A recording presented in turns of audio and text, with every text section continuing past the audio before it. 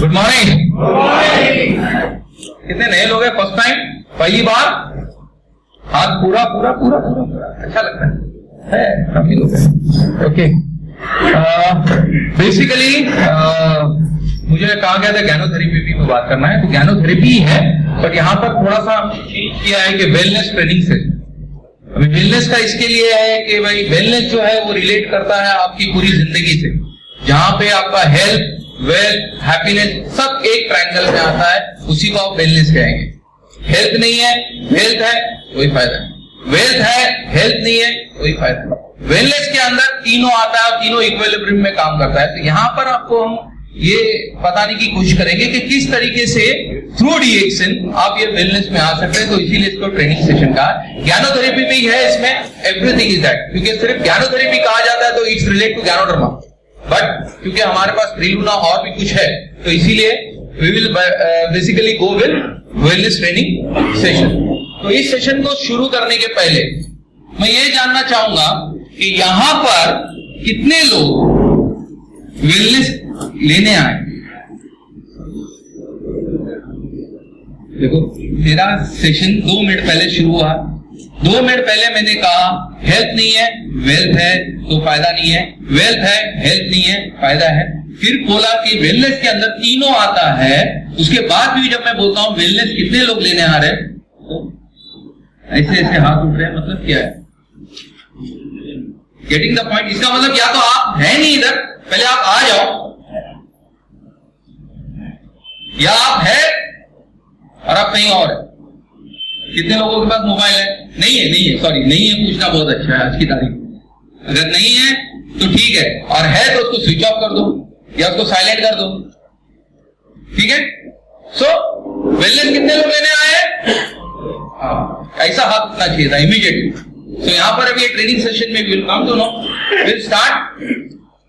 बाकी के लोग तो, नए लोग तो शायद मुझे जानते नहीं है। बाय द वे, मेरा नाम डॉक्टर फिरोज सारंग है।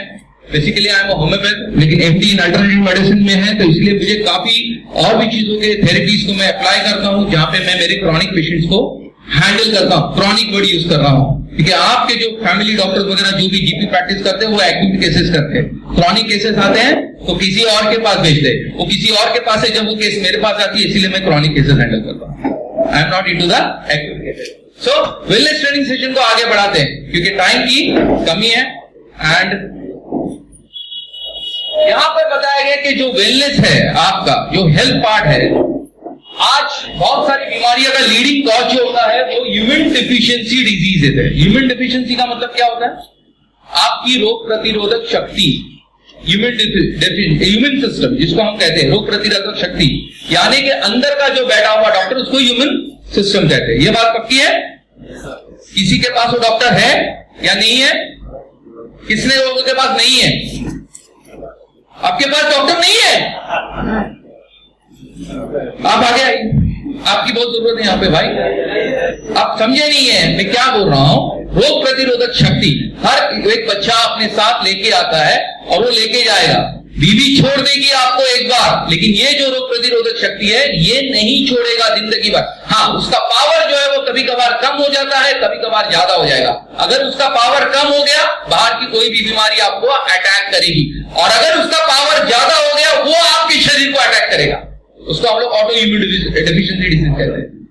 समझ में आ रहा है? वो अंदर की ताकत है जो आपको बीमारी से लड़ने की मदद करती है। फॉर एग्जाम्पल, अगर कहीं पे पहले जैसे कि बैक्टीरियल इंफेक्शन वगैरह ज्यादा होता था, फैल जाता था, ट्यूबरक्लोसिस फैल गया था बीच में, करेक्ट है ना, 82 के बाद में, तो क्या सारे इफेक्टेड हो गए थे उससे? वो लोग इफेक्ट हो गए थे जिनकी रोग प्रतिरोधक शक्ति कम थी। उन लोगों को नहीं इफेक्ट हुआ जिनकी रोग प्रतिरोधक शक्ति अच्छी थी। समझ में आ गया जी क्या बात हो रही है? तो ये जो है लीडिंग कॉज इसका है, वो वर्ल्ड वाइड कॉज जो देखा गया है कि रोग प्रतिरोधक शक्ति के वजह से जो बीमारियां आती है उसका मेन कॉज है माल न्यूट्रिशन, यानी कुपोषण। कुपोषण कुपोषण कुपोषण।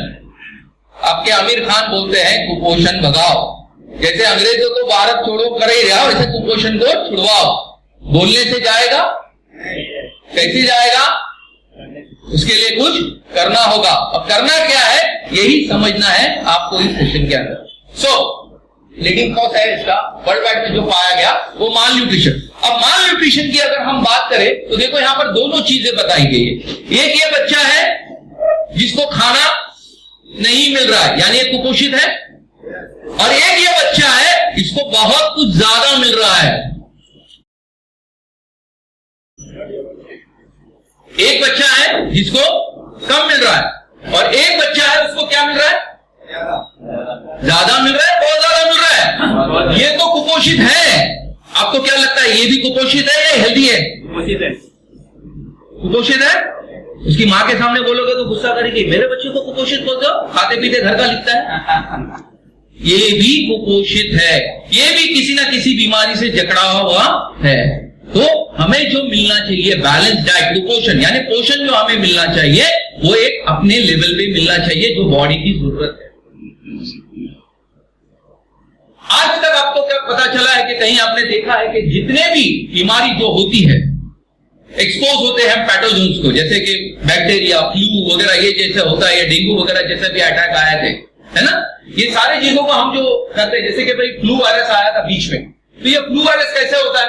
देखिए ये बर्ड्स के थ्रू से शुरू होते होते फिर स्वाइन फ्लू जो हुआ था ना, स्वाइन फ्लू की बात हो रही है यहाँ पे, पिग के थ्रू होता है, फिर वो ह्यूमन ले लिया उसको और उस तरीके से होता है। तो वायर वो ये जो बताया गया इसमें कि पीपल जो ससेप्टेबल होते हैं ये इंफेक्शन को इस टाइप के, वो स्ट्रेस और टायर्ड की वजह से भी होते हैं। आपको लगता है कुपोषण तो है ही, कुपोषण अपनी जगह पे है, लेकिन कहीं ऐसा नहीं लगता है कि आपको कि अगर आपके दिमाग पे तनाव है, आपके फिजिकली मेंटली या स्पिरिचुअली जो भी आपके अंदर पे तनाव है और टायर्डनेस है, उस वजह से भी ये कहीं ना कहीं मार खाता है। तो वर्ल्ड वाइड ये पाया गया है कि कुपोषण जो स्पेसिफिक न्यूट्रिएंट की डेफिशिएंसी होती है वो अंडरलाइन कॉज होते हैं इस ह्यूमन डेफिशिएंसी को, जो आगे जाके अगर ये एफिशिएंसी आपकी कम होगी या आपको मिलने वाले पोषण जो पदार्थ है वो अगर नहीं मिलते हैं तो वो लेके जाएंगे आपको होने वाले इंफेक्शन को और अदर डिजीजेस, बहुत सारी डिजीजेस आती है उसको लेके जाएंगे। malnutrition lead to various cycles of human disease, जिसके अंदर एक अनहेल्दी डाइट हो गया।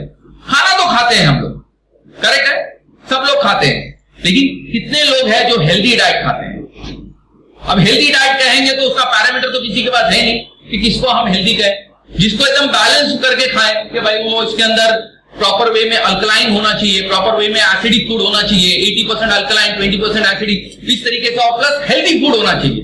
हेल्दी फूड कितने लोग खा पाते हैं? उसके बाद में डेफिशिएंट इन माइक्रोन्यूट्रिएंट्स, न्यूट्रिएंट्स तो है, न्यूट्रिएंट दो टाइप के होती है, एक मैक्रो और एक माइक्रो। तो इसमें माइक्रोन्यूट्रिएंट्स अगर आपके कम है तो वो माइक्रो वालों को एब्जॉर्ब नहीं कराएंगे और वो वेस्ट हो जाते हैं। उसी तरह से माइक्रोन्यूट्रिएंट का इम्बैलेंस जो है वो आपके रोग प्रतिरोधक शक्ति के कंपोनेंट्स को हिला देता है, और वो हिल गया तो बाहर से आने वाला कोई भी दुश्मन आपके शरीर में घुस के आपको मारेगा। So this weaken your immune system, decreasing in its effectiveness in the elimination of pathogen and make vulnerable to various diseases, और उस वजह से काफी कुछ दूसरे बीमारियां आना शुरू हो जाती है। समझ में आ गया यहां तक? तो ये क्या दर्शाता है कि आपका जो खुराक है वो अच्छी तरह से एक ये हो जाना चाहिए।